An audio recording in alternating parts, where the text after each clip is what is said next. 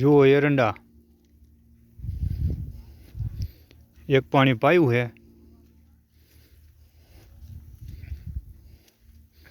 અને 3 થેલી યુરિયા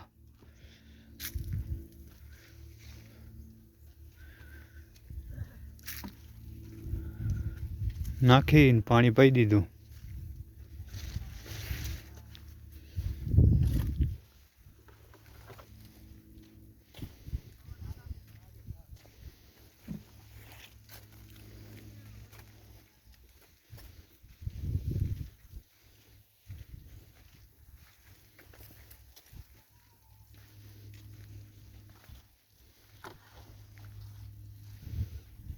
અને આ બાજુ કપા હતો.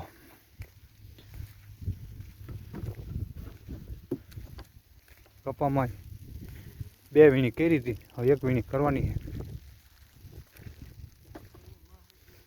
ટમેટા થોડાક વાયા હતા.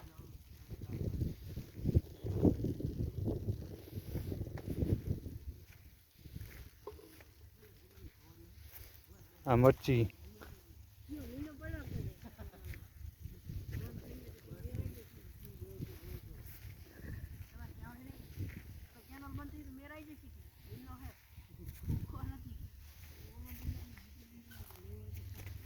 જુઓ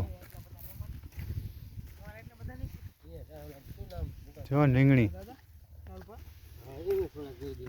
હા કેવી રીંગણી કેવી